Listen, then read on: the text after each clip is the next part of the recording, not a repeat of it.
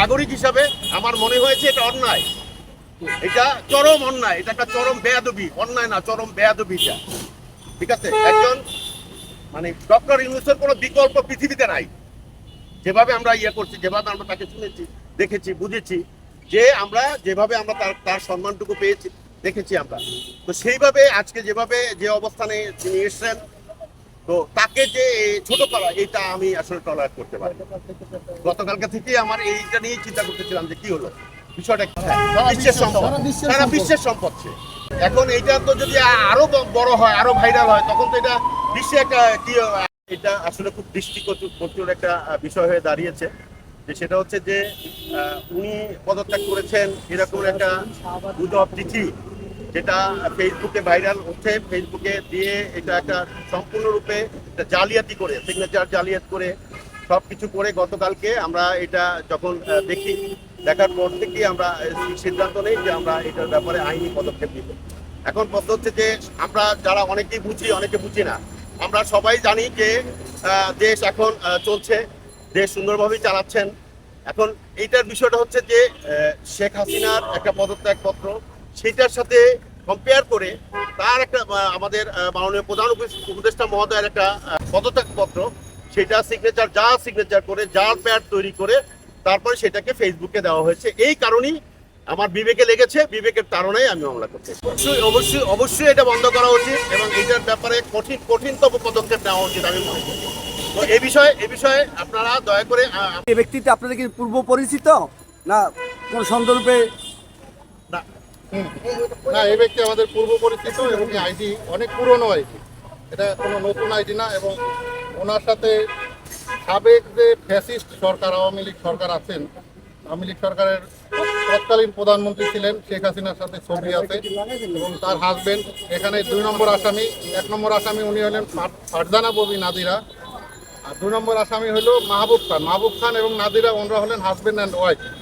ওনাদের কাজই হলো এখন বর্তমান সরকারকে অচল করার জন্য, বর্তমান সরকারকে বিভিন্ন রকমের ক্ষতিগ্রস্ত করার জন্য বিভিন্ন অপপ্রচার চালানো।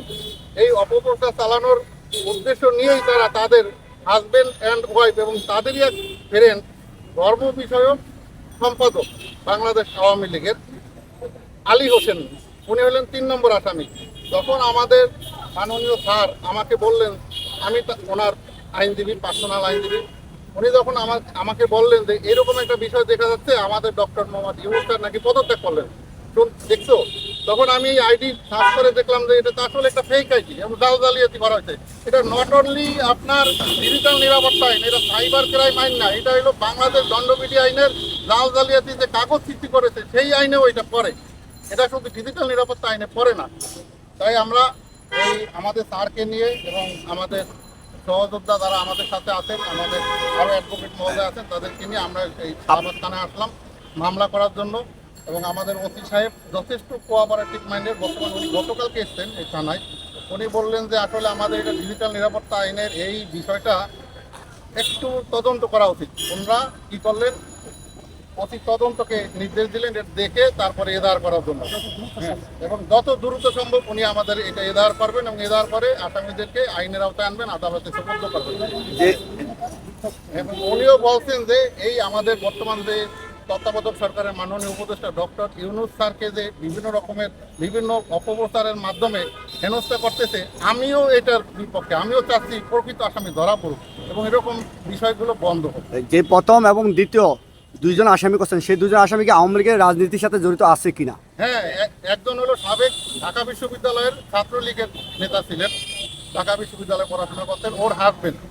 আর 1 নম্বর আসামি যে নাদিরা, ও বরিশাল বিএম কলেজে পড়তেন, ওখানে উনি আওয়ামী লীগের সাথে জড়িত ছিলেন এবং ঝালকাঠিতে একসময় চেম্বার অফ কমার্সের সভাপতি এবং জেলা পরিষদের চেয়ারম্যান ছিলেন সর্দার শাহ আলম, তারই জেলা পরিষদে উনি আইটি চাকরি করতেন।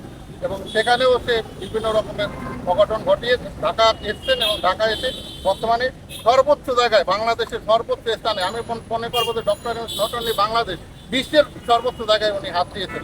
এটা তার জন্য একটা বড় ধরনের উৎসাহ, এবং এর থেকে আমরা প্রতিকার পাওয়ার জন্যই এবং সুস্থ বিচার করার জন্যই আমরা আজকে এই শাহবাগ থানায় ওসি সাহেবের কাছে আসছি এবং আমরা এদার দায়ের করি।